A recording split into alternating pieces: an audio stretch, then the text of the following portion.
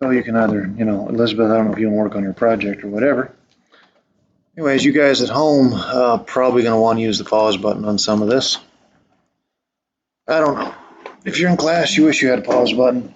Number one is such a simple problem, you shouldn't have any issue with it. The answer is 4x. That's one of the few problems where you wouldn't show any work. You know your power rule. Put the 2 out front, decrease the exponent by 1. It's 4x. Number 2 is a conceptual problem. And the deal is, this is the graph of the function. You're going to get the graph of the derivative. Now, when you do that, you still have the x-axis, but you have what's called y prime as the y-axis. And remember, y prime is slope. Okay? Y prime is slope. So here I see negative slope. It's falling. So the first thing I need to be looking for is an answer choice where I'm down beneath somewhere. I'm somewhere down beneath. That throws away B, because B starts up high. Can't be B. Throws away C, because C starts up high. My choices are between A and D, because A's got a negative value starting off, and so does D. D also has some negativity starting off. Now, after a while, it levels out.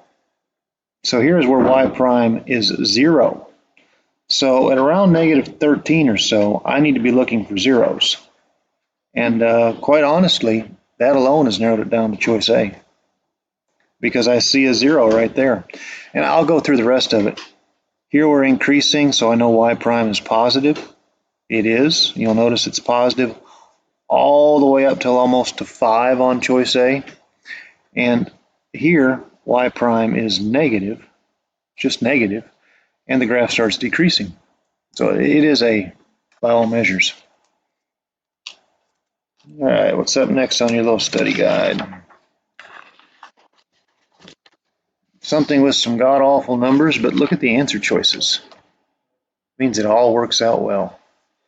So find an equation of the tangent line to the graph of y equals 10 roots of x minus x plus 7 at the point 107. And this point is why this works out so nicely. Root of 100 is 10. But what you're going to have to find is you're going to have to find y prime. So the 10's the easy part. Root x, now I don't know how you want to think about this. If you want to think about it as x to the 1/2 power, that's fine. There's nothing wrong with that. So you'd have 1/2 x to the negative 1/2 power, which I'm going to rewrite as 1 over 2 roots of x, because the negative thing says I can be put down low, and honestly, I think radicals look better. So there is the derivative of the root of x. It's 1 over 2 root x. The derivative of x being 1, derivative of 7 being 0. If you want to clean this up a little bit, you got a 10 over 2, that's a 5. So 5 over root x minus 1. And it's an intermediate thing, so don't worry about radicals down low. Now this gives you the slope at any x value. And I have an x value, it's 100. So y prime of 10, or slope of 10, however you want to think about it, is 5 over root 100 minus 1. Well, that's 10. So this is 5 over 10, which is a half. Take away 1 is negative 1/2. So it's really a choice between B and C. And if you're in calculus and you don't know point slope form, you should probably be in bridge math. But you know that. So y minus 7 equals negative 1/2 x minus 100. Let's see here, that's negative 1/2 x plus 50, y minus 7. And that's all the work I'm going to do. It's enough. You're going to add 7. You're going to get choice C. That one's actually pretty easy. It looked intimidating. The issue y'all are going to have is taking the derivatives of radicals. And I think that in the beginning, while you guys are still new at derivatives, you write as exponents. And a lot of kids, it's not all, but at least half of all kids I've ever had in calculus have really made the jump from here to here without thought, because you do it so many times.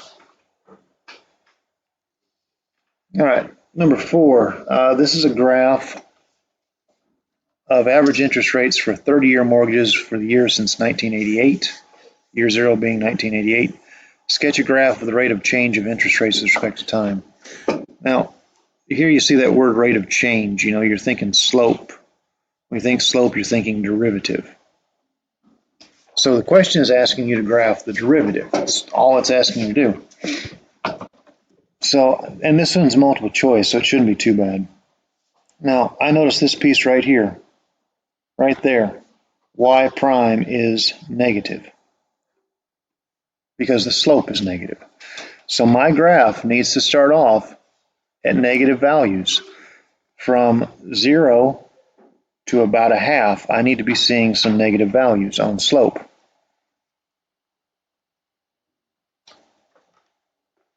Choice A has negative y prime values. Now you look at it, you think the slope is positive, but the y prime values here are negative.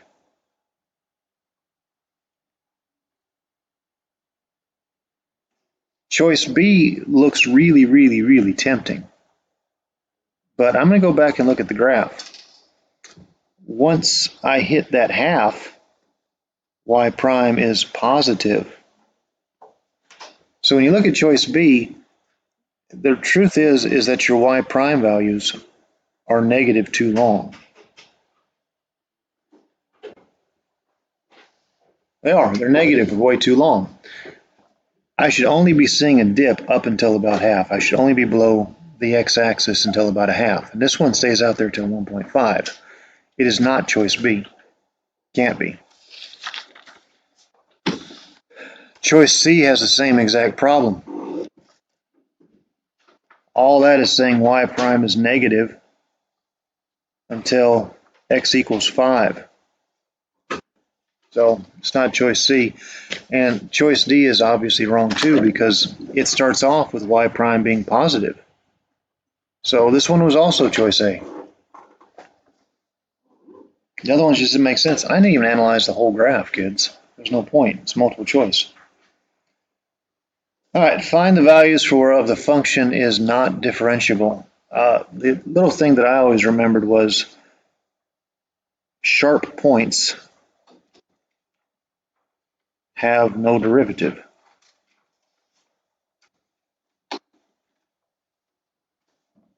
There's a reason they don't have a derivative.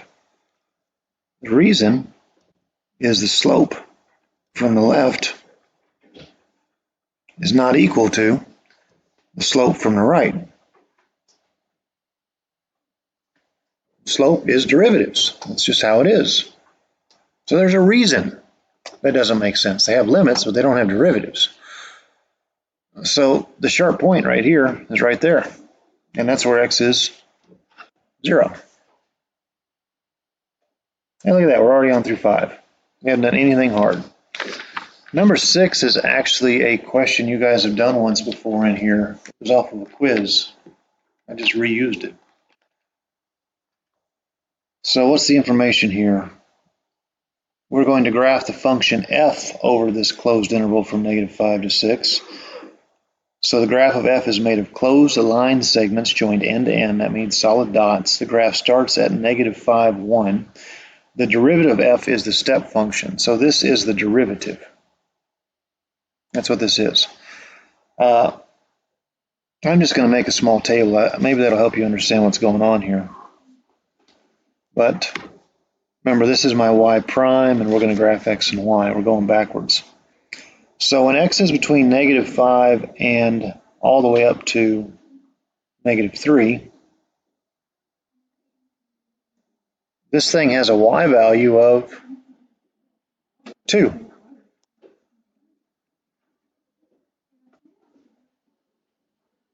Hey, hold on. I did that completely wrong. The table makes no sense. Excuse me. My thinking is backwards.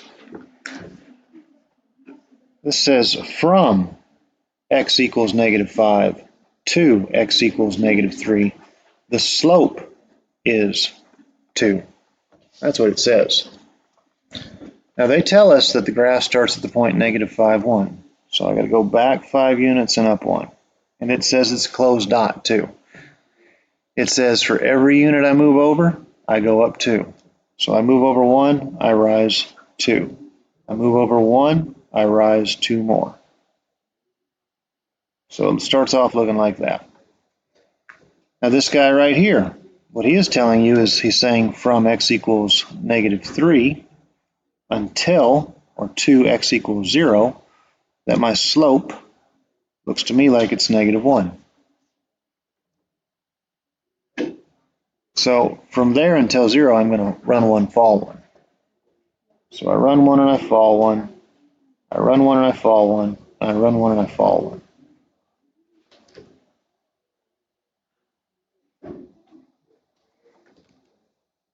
All right. Now I'm here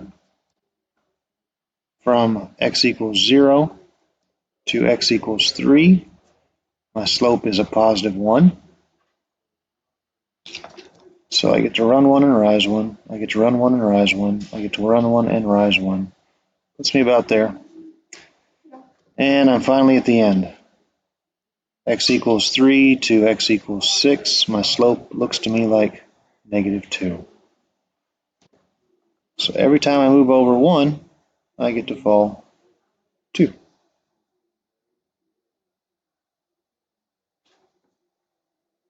I should end up right there, right below the x-axis. And that's 6. It's actually not hard. You just got to think about slope. This was a graph of slope. You're graphing the original. And they gave you a place to start. Oh, it was multiple choice too, wasn't it? It was B. I didn't even realize that question was multiple choice. Or was it A? Yeah, it was B. B had the correct y-intercept. Find the horizontal tangents of the curve. Now, your first derivative is the horizontal tangent slope. Is that right? No. Your first derivative is slope. So that's what we're going to kind of go after here. Y prime, this will become 6x minus 12.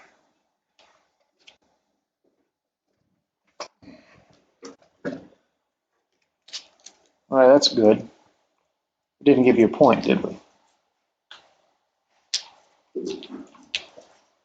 So you have to know where your horizontal tangents would be. You can look at things on your graphing calculator and that helps, but that's a quadratic. This is a parabola. I don't know a whole lot about it, but I'm going to guess that it looks a little something like this.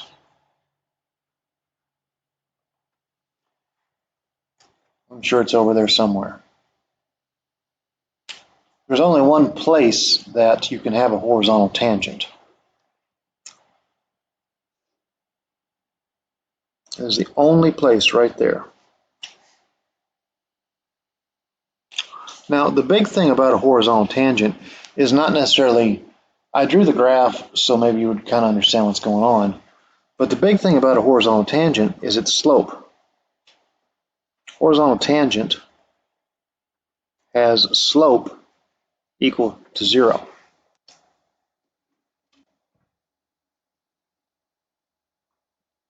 It has to, it's horizontal. It has 0 slope. So the reason I took the derivative here was not necessarily to gain slope. I already knew the slope. The reason I took the derivative is because once I took the derivative, I could replace slope y prime with 0, and I can get the x value of where this happens. So I'm going to add 12 and divide by 6. This tells me that x is 2. That's the x value where this happens. So this happens at x equals 2. Now, if I have an x value, I just plug that sucker in and get a y value. And I do need the y value. So I'm going to do this up here. I'm going to plug a 2 in. 2 squared is 4 times 3 is 12. There's a 12 there. Minus 24 is negative 12.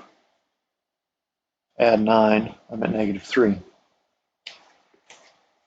Now, if you've got to use point slope, you got to use point slope. If you have to do it, you can use point slope. It would be y minus a negative 3 equals 0 times x minus 2. Well, you'd have a 0 on the right, plus 3 on the left, and bam, you get y equals negative 3. That's extra work. I'm guilty of doing it myself sometimes, but as soon as you knew this thing had a slope of 0 and you had the y value, you had the answer. It was y equals negative 3. Had no choice. And they didn't even care about that, did they?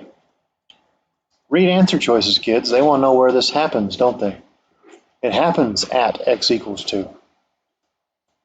I did extra work there for absolutely nothing. I'm wondering why. How long? Because I don't read instructions. I wasn't going to say anything. Because I don't read instructions. Never have, never will. If you ask me to build something in a box, I will just look at the picture on the box. And this is really complicated. Sometimes I do go back and look at instructions. You know, they don't show you the backside when you look at pictures. All right, find dy dx. This thing right here is going to invoke your quotient rule. So you find the derivative with respect to x of some function f of x over some function g of x. And for instructional purposes, I'll write those guys off to the side along with their derivatives. So f of x is the top piece, 6x squared plus x minus 1. Its derivative would be 12x plus 1, because we double the 6, it's 12, decreased by 1, and the derivative of x being 1. Now this isn't the implicit differentiation section, so don't overthink this. G of x is the bottom function, x cubed minus 4x squared, and its derivative would be 3x squared minus 8x.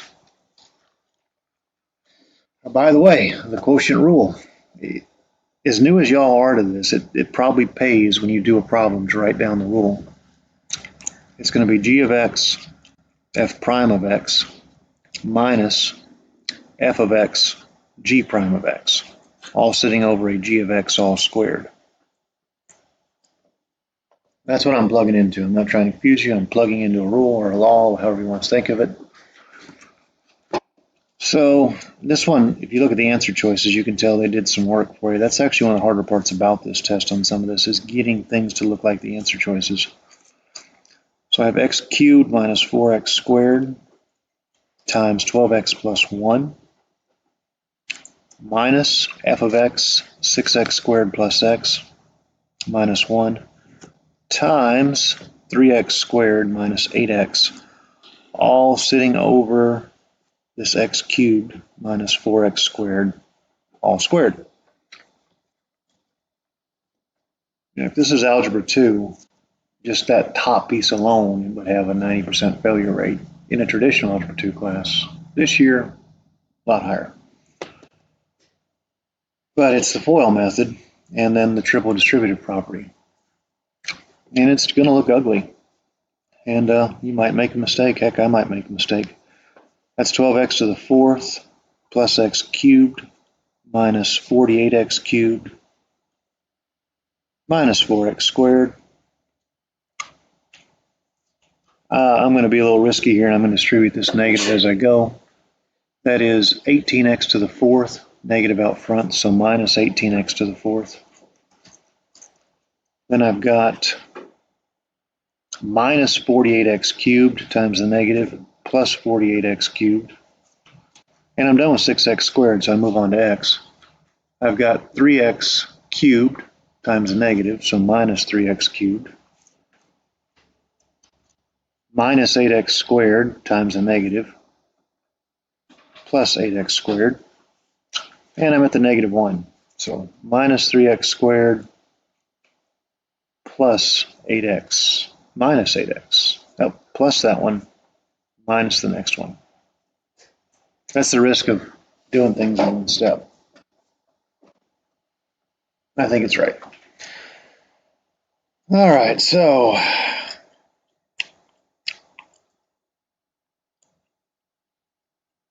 I can already tell you I made a mistake somewhere. No, maybe not. Yeah, we got 10:28. I don't say they got 48 minus 28. Where is it? I have it in. Well, I could always be wrong, and it looks like I don't match the enters key. You do. Oh, it's right there. That's probably actually, that's going to be B and C, isn't it? We got a 12 minus 18. So bye-bye, bye-bye. X cubes. I see that guy, I see that guy, I see that guy, and I see that guy. Well, the 48s cancel each other out. And then I have this negative 3 and 1. So yeah, it's choice B. So I didn't have to do a tremendous amount of work on that one either. At your test tomorrow, you got to show me the work. I mean, I'm fine with you stopping there. I really am. Suppose u and v are, these are the number ones. Suppose u and v are differentiable functions of x. Use the given values of the functions and their derivatives to find the value of the indicated derivative. So you're supposed to find the derivative with respect to x of v over u at x equals 1. And what I'm going to do is I'm going to write this out using the quotient rule. It must be u v prime minus v u prime over u squared. And all you got to do is plug the numbers in. It's really all you got to do. You know, there's u. Well, it gives you its value. It's 3. Here's v prime. Gives you a value of negative 2. You just got to plug numbers in. I think writing this out will make it a little easier on you, at least visually. It always has me. I'm not one of those people, though, who likes to jump to the answer. When I was a kid, I did. But I kind of got over that pretty quick once things started getting a little more complex. There's a v. According to this, it's 6. There's a u prime. According to this thing, it's negative 6. And the bottom is take a u and square it, so a 3 squared. So I have a negative 6 plus 36, which is 30 over 9, which is choice B, 10/3. Riley, your side, are you okay? Yeah, I decently down on that one. It's really easy to mess those up. For some reason, when I look at these, like, it's almost like when the board is vibrating. They put the ones there, so I plugged in the ones. Problems like this actually give me a little bit of what you call math dyslexia. I don't know why. They're ridiculously easy. But for some reason, it's like when I'm teaching up there and the board's vibrating. That's what problems like this do to me. They throw me off, and I don't know why, because they're really easy, which is why I write this down. You're more than capable of avoiding that step, but for some reason, that just makes it so much easier for me to do. This is a really easy. One thing I like about your book is they really did not go into questions like this in great detail. But it's about marginal profit, which is the profit. If you're taking, Dunlap, that's the profit from selling one more unit. Is it worth selling one more unit is kind of the big thing. Because sometimes selling one more unit causes your profit to go down because you have to sell at a loss. But in most of your book examples, they're all positive and they don't really go into detail about other ways of finding it. But anyways, marginal profit is the derivative of profit. It's P prime. That's all it is. So your profit function is 800 plus 25x minus 2x squared. So P prime is 0 plus 25 minus 4x. And you want to know the marginal profit when the expenditure is 9. So all you got to do is plug in a 9, P prime of 9. 25 minus 4 nines. Oh, wow, this one's actually a negative number. Negative 11.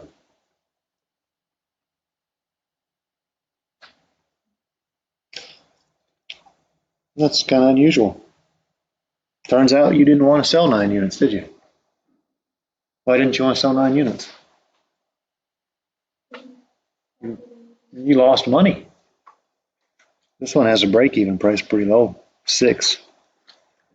Anything over 6 units on this one's going to make you lose money. Because if you plugged in a 7, you'd be losing money on that 7th unit. And some things are like that in the real world. It just doesn't make sense to produce it. Things like airplanes follow models like that pretty good. Airplanes cost a lot of money to make, and if you flood the markets, you have to lower your price to move them.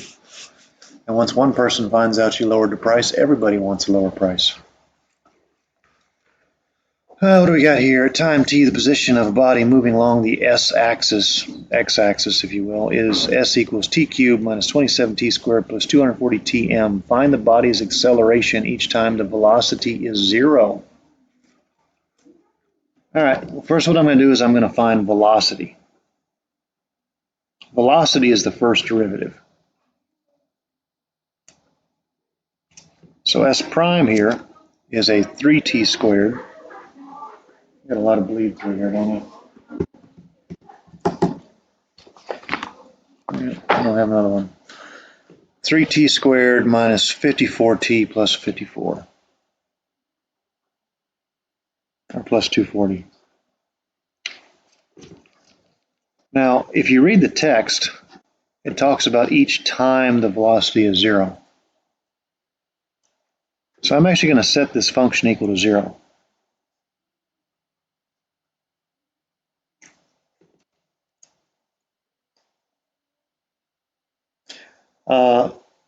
This one will factor. There's a couple of things you could do. You could look at the graph to find your zeros. You could hit it with a quadratic formula. If you're a fan of it, you could complete the square, which is, honest to God, quicker than the quadratic formula. But this one factors. At least I think it does. So I'm going to factor it. I'm going to pull a 3 from everything.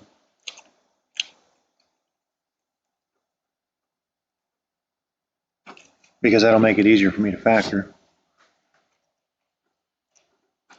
And factors of 80 that'll get me to 18 or 10 and 8. And they both have to be negative to add to a negative 18. So my times are 8 seconds and 10 seconds. There's my 2 times. That's when the velocity is 0. So this thing is moving, it's stopping, and then it takes off in some direction. Well, now I need the acceleration. And acceleration is a second derivative. So it's s double prime. So I take the derivative of this function right here, and I'll get 6t minus 54. And everything's said and done. And I've got my 2 times, 8 and 10, so I'll find s double prime of 8, and I'll find s double prime of 10, and I'll plug them in. 6 eighths makes it 48, and take away 54 from that. That's negative 6. It's actually moving back 6 units, or 6 meters per second here, per second. 10 would be 60 minus 54, so 6. So here it's moving backwards, and here it's moving forwards. All right, so they're using function notation. I hope it doesn't funk with you. But ace of 10 means acceleration at 10 seconds. Ace of 8 means acceleration at 8 seconds. And it looks to me like it is choice B, because 10 seconds was positive acceleration of 6, and 8 seconds was a negative acceleration. Negative 6. Not right now. Right now I'm in the middle of recording. I'm so sorry. Hey, can you come back in like 10 minutes? Okay.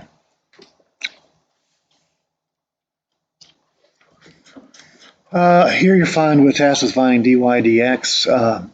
You do need to know your derivatives to do these things. When we first talked about the derivatives of functions like this and the application of the chain rule, I was telling you when you see a trig function with an exponent to think of it more along the lines of this.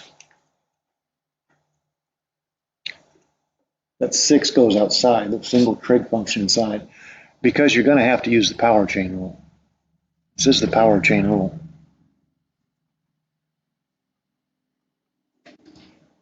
Power chain rule is the same rule you've been using for power, except you just included dx.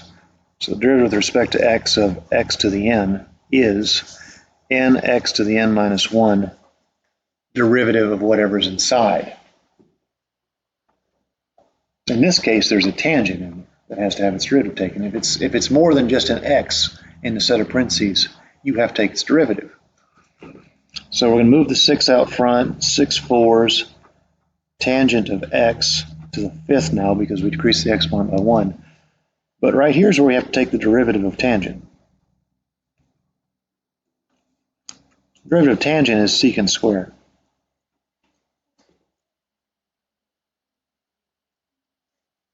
Now we'll put it back together.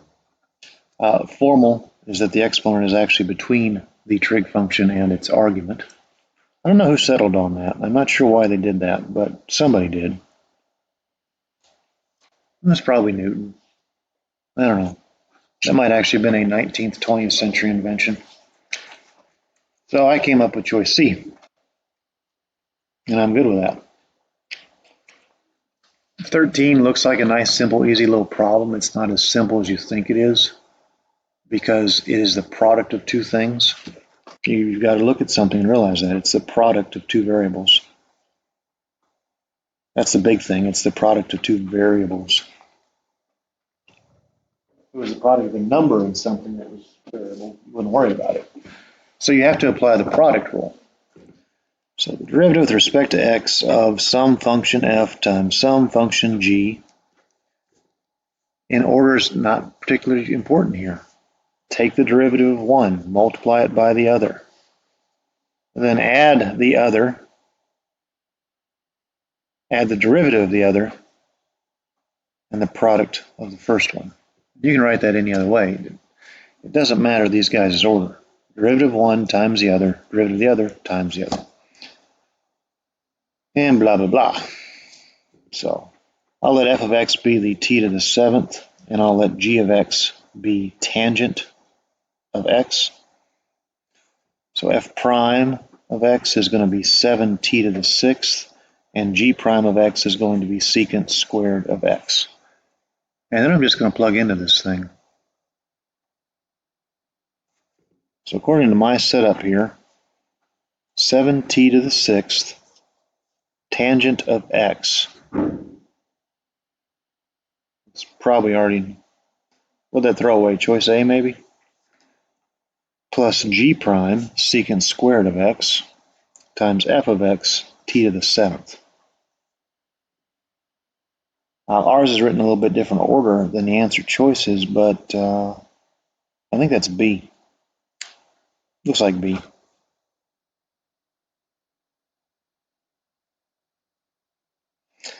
All right, 14 is y equals sine of x over 2x. That is a quotient rule problem as well. Quotient rule all day long. The quotient rule being g of x, f prime of x, minus f of x, g prime of x, over g of x, all squared. Now,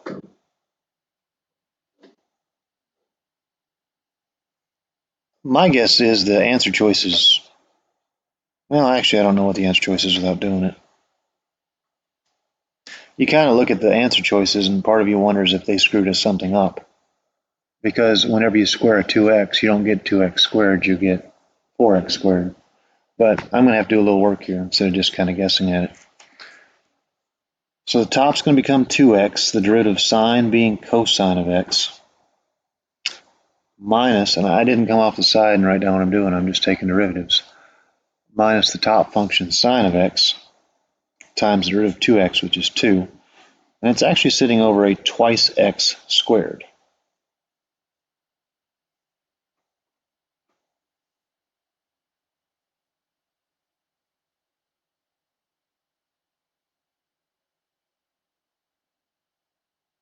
Okay, so this is actually pretty simple.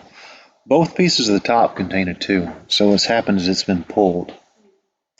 And when you pull it, you're left with x cosines of x minus a sine of x. And when you square the bottom, you get a 4x squared.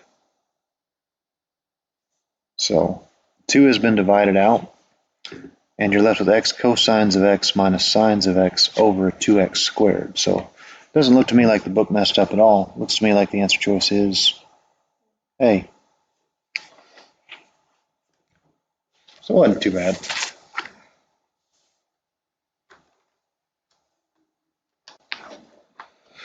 All right, 15. We have an equation that gives it's a position function, tells you where it lies on a coordinate plane, and you're supposed to find the body's acceleration at time equals pi over 4 seconds. So all you really have to know is that acceleration is your second derivative. And of course you have to know how to take derivatives, but acceleration is your second derivative. And in order to find the second, you got to find the first. Derivative of 4 sine would be 4 cosine. Derivative of cosine is negative sine, so I have minus. It's going to be a positive sign that we end up with. Hope that doesn't throw you off, but the derivative of cosine is negative sine, so negative negative makes positive. And then s double prime. Derivative of cosine being negative sine, so minus 4 sines of t. Derivative of sine being cosine plus cosine of t. And all we have to do is plug a pi over 4 in that thing. I did make y'all memorize the unit circle, but you could always throw your calculator into radian mode if you're at home and you don't know the unit circle. You could always throw your calculator in radian mode and it would give you the answer. Sine of pi over 4 is root 2 over 2, so negative 4 root 2 over 2. Cosine of pi over 4 is also root 2 over 2. So these are like terms. I have a negative 4 plus a 1. I have a negative 3 root 2 over 2. Which is choice D. And I'm telling you, if you'll memorize, you can do things quicker than a calculator. I haven't picked one up yet. Don't plan on it. Oh, here's something kind of ugly. Find dy dx. Now, when I look at this one, I see the radical. That doesn't intimidate me. But what's inside the radical is something complex. I will have to take this derivative of this. I will have to use the chain rule. It's going to have to be done. It was just an x inside, no chain rule, but I'm going to have to use the chain rule. Now, usually, a lot of kids will start off by rewriting that in exponential form. So we're going to take the 1/2, we're going to bring it out front. We're going to decrease the exponent by 1. But because this was complex, I got to take its derivative. The derivative of 12x being 12. The derivative of negative x to the 5th being minus 5x to the 4th. And then I have to look at my answer choices and I have to figure out which one is the correct answer. It's C. That's a dividing by 2. It belongs in the denominator. That's got a negative exponent. It belongs in the denominator. This guy had a positive understood exponent of 1. He belongs in the numerator. So it's choice C.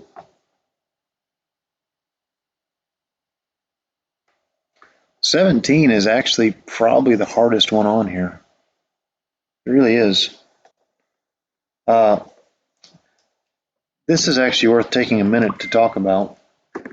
That is actually an equation in polar form. This is polar form. Sometimes you get to talk about that in a pre-calc class. It didn't happen last year. I'm going to put my calculator in polar form. And when I do that, the X button becomes theta, angle. So 10 roots, don't have a cosecant button, but I have a 1 divided by sine button, because that's what cosecant is. And I'm going to do a zoom 6. If I adjust the window up a little bit to about, I think 50 maybe. Polar is used in astronomy heavily because when you talk about things coming in or like even your Earth, the orbit of the Earth around a body, it's not a perfect circle, it's elliptical. And polar is used heavily in astronomy. That's its use. If you go into astronomy, you'll be learning polar equations. but it has angles as arguments. Not actually like x is 3 or 4. You give it an angle for an argument. But you don't even need to know that. And honestly, I think the fact that theta is there makes it harder. Notice they're finding dr d theta. Well, I'm going to find dy dx. I'm going to make that r a y, and I'm going to make that theta an x.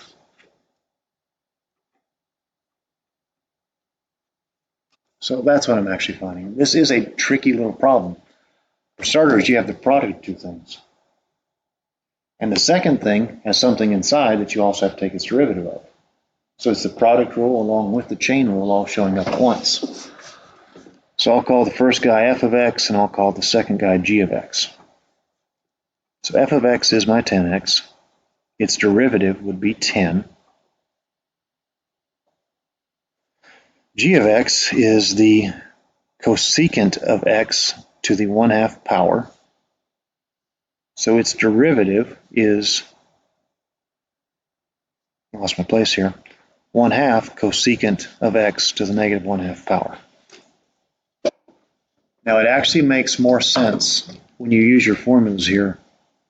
It's going to look better and it's going to make more sense if you leave things as radicals when you actually start plugging in.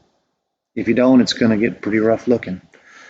But I know that's a square root, 2 in the bottom, 1/2 roots of cosecant x.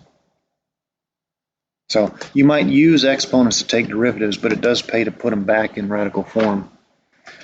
So now I got to follow the product rule. It's the product of two things. So dy dx would be the first one 10x times the derivative of the second 1/2 roots cosecant x. Oh, I did not finish this one, did I? I talked about it, but I never did it. This is not something simple. So what do you have to do with it? You have to take the derivative. I skipped that. I skipped this part. I'll go ahead and fix that now. Do you guys remember what the derivative of cosecant is? Crickets, huh? It's negative cosecant x cotangent x.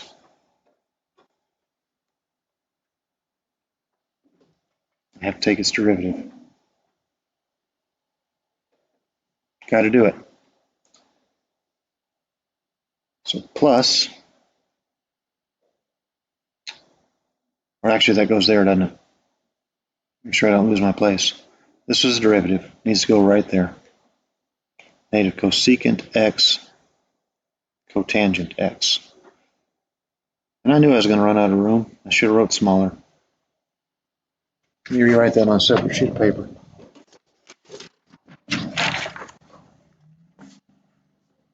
dy dx equals 10x, 1/2 roots cosecant x times negative cosecant x cotangent of x. And that's all one big piece. So I'm actually going to put it in a bracket for some other reason. That's all one big piece. This is the product rule. We have a plus sign. Derivative of the we take the second function, multiply it by the derivative of the first. So cosecant x times a 10.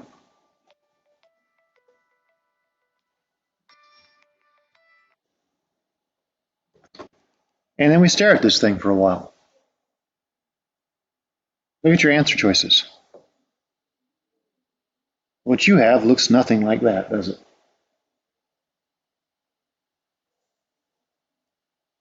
Looks nothing like it.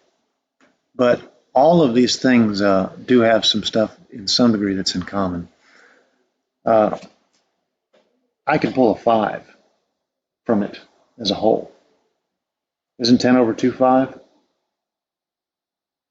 And I could pull 5 from this 10. So I'm going to pull a 5. When I do that, I've got this leading piece. I'm just going to, really, that's the bell. Bummer.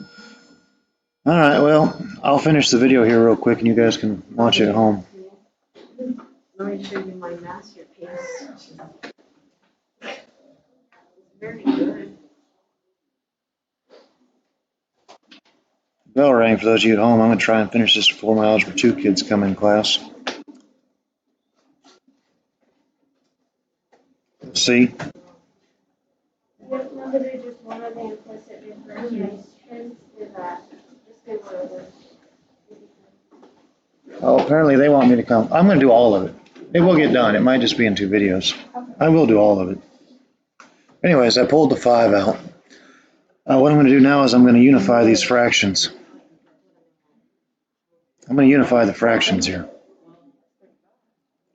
What I'm going to do is I'm going to multiply this guy by cosecant root of cosecant of x, over root cosecant x. So dy dx is a 5. This thing's going to stay the same, x times negative cosecant x, cotangent x, over root cosecant x. And when I multiply the top here by cosecant of x, I end up with 2 cosecants of x, because a root times root itself.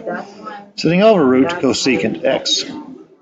What I've done is I've unified. I'm now able to unify the fractions here. And I can do quite a bit more because of that. I can actually add these pieces together, and I can think about factoring here as well. Both pieces here contain a cosecant. This leading piece becomes, I'm going to pull a cosecant of x. The leading piece becomes negative x cotangent x. And then I have plus 2. Sitting over root cosecant x. So it doesn't look like your answer choices, though. If you look at your answer choices, they have like this 2 minus cotangent theta and stuff going on in there. So it still doesn't quite look like that. Notice they have the theta cotangent theta. That kind of throws me off too. But let's focus on this cosecant x over root of cosecant x. What you have is you have cosecant x to the first over cosecant x to the 1/2 power, which is cosecant x to the 1/2 power up top, which is a root of cosecant x. Fun stuff there. So let's look at my cleanup now. 5, this guy over this guy cleans out to be root cosecant x. And then in parentheses, I have a negative x cotangent of x plus 2. Now look at your answer choices.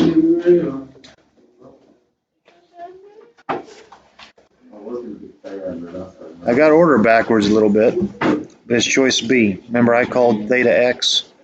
It's choice B. I've only got 2 or 3 problems left, and I'll try and record that during my lunch break for y'all. So it'll be coming.